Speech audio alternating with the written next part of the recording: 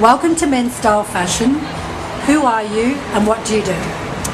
My name is Sam Way. I'm here in the Lease King pop-up store. I'm a model and a musician and a writer. Wow. You know what? I'm just a creative soul. That's what I am. I'm none of the above. I'm just a creative soul. You know, I get a lot of emails for men that want to sort of get into modelling. Talk about who you've modelled for. What's your kind of history? So, I mean, I started when I was 16. My first campaign was TOPMAN.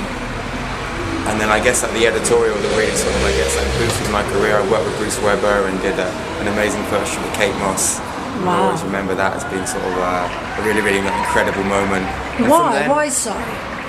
Why would you? You're working with two heavyweights. I mean, I guess if you consider the sphere in which you're being sort of put into and in which you're being associated with, it's like, you know what, you've gone from the 16-year-old boy who lives in Devon to you know, and suddenly you're working with sort of one of the best photographers in the world and arguably the most successful female supermodel ever. How did you get to that step first? Well, give us some tips. But then the modelling industry, it's strange because you know, someone just needs to see you. Right.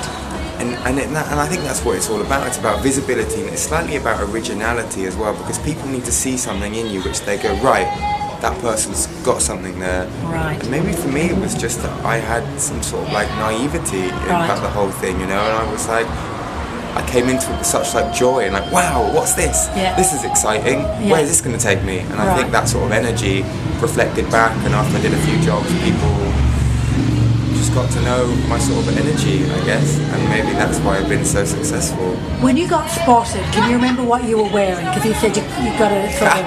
Yes. Well, I was 16 at the time, so man, my fashion sense then was pretty non-existent. I was up to London with my mum. And my mate wanted to go into Topshop to buy a hat. Right. And you know, all the model ladies scout around Topshop, so we were in there, and my mate got a hat, and this guy approached me, and I was wearing just this I got it from TK Maxx, this black. It was a horrible top, to be fair. Now I look back, it's still in my wardrobe, and I'm at home, back in Devon, and I'm wow, that was what I got spotted in. And I don't know, I used to just always wear trousers, a bit like this sort of colour. Right. Well, we're loving what you're wearing now. Is this sort of what you're into all the time? Well, actually, you know what? I'm actually dressed today. I'm at drama school to add to sort of my other sort of creative exploits, and I'm in a play this evening. Right. I'm rehearsing. Yep. And they wanted me to dress as a character, a Chekhovian doctor. Okay. So I just sort of donned my most sort of vintage waistcoat, so I wouldn't have to pack it in my bag, which is already stuffed full of laptops and things. So so that is hence why I'm wearing what I'm wearing. I'm Sam, but I'm also masquerading as Astrov, the Doctor.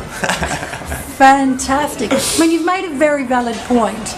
Is fashion about representing you on a daily basis? Is it following trends? Because I'm always up against the guy saying, well, you know what, I'm not fashionable, I'm just wearing what I'm wearing. How do you approach your wardrobe is probably what I'm asking. I mean, I think men's attitudes are changing. Right. Yep. But I think your fashion should be you, but we are never just one person. I mean, this quest for sort of identity that it's so involved in the sort of the fashion aspect.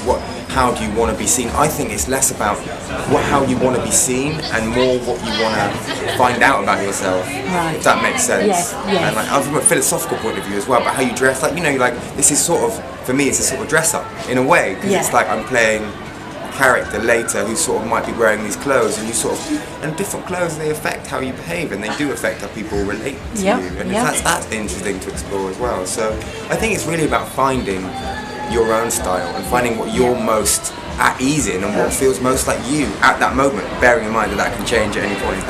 I love that. Would you say I'm finding modelling and acting seem to be linked? So when you're on a shoot, how do you have to get into a role mentally? I would say that actually all successful models really, they're not just a pretty face, they have to have something more than that. Right. Describe that. And actually, I think the two worlds are actually very different, because you have modelling, which is all about image, surface, but I think good models take this part of the tools of like the acting, which is actually like being and becoming. You're not showing, and you're not afraid to be vulnerable and show people part of yourself. Right.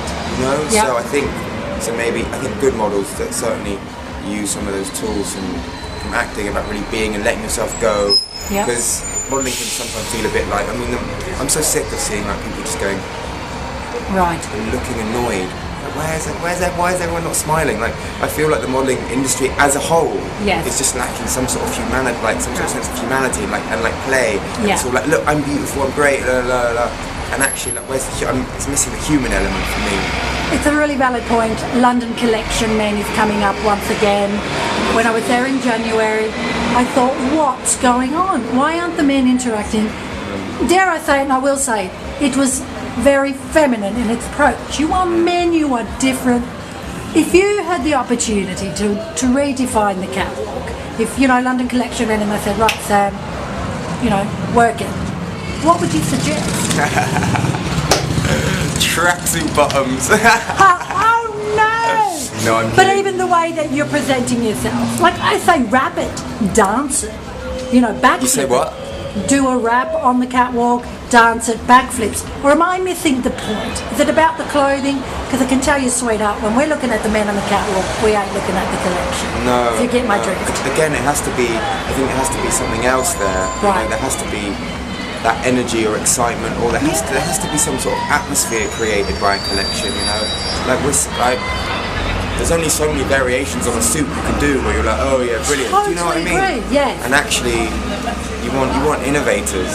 Yes. You want innovators doing interesting things, and you want the boys. You want the models who are like walking to really feel like, you know what, this is something I would wear. Like I'm I'm enjoying wearing this. Yeah. And I feel actually a lot of guys are just like, you know what is this? In regard to the bulkier man, are you finding that that's changing? Like in the past it was tall, lean. Where are we sitting at with that at the moment? I think there's always space for there's enough space for everyone in all the different markets. Right. It depends on the image you're portraying. It depends on the individual, Some people are naturally lean and skinny. But who's controlling that? Is it the designer? Okay, let's... In a way, yes. Right. So you've got to do what they're... Well, no, because you just won't fit into the clothes, I used to be a lot bigger than I am now. I'm not even that big, I don't even go to the gym anymore to do my yoga. Oh, no. There's my spice. Just close up on that note. So it depends on the designer really, because if they're making a really, really small, tight fitting, you're just going to go into it and you can't walk on the catwalk, you can't, you don't fit the clothes. And actually when I was like 19 doing catwalks, I was big, I was a big guy, and I was just like, I was this big, a bit of a lummox on the catwalk, sort of like walking down, and I wouldn't fit the clothes so well, and it doesn't sit well. Right. Yeah. I guess it's. I'm getting a continuous emails about the plus size man. I mean, in Britain, in the UK, I'm sorry to say, but they're not looking this lean. So there is room for that as well. What about? I also get frustrated. I'm not seeing a lot of hairy chests on the catwalk. Why is that? I've never had a hairy chest. Yeah, but there are a lot. I can count the amount. So you're of hairs saying that it's not wax, that the models that they're choosing? Sometimes I've been asked to, get rid of it all. Right. It's a certain aesthetic for a certain brand. Right. And really, that's. Do we need to change that? Because the men's fashion is, for me, it's just really warming up. Can we just accept the men for who they are? Oh God, yes, we go. do. Sam, what can I say? You are men. You're a man. You're stylish and fashionable, and I hope to see you again. You will indeed. Thank you very much.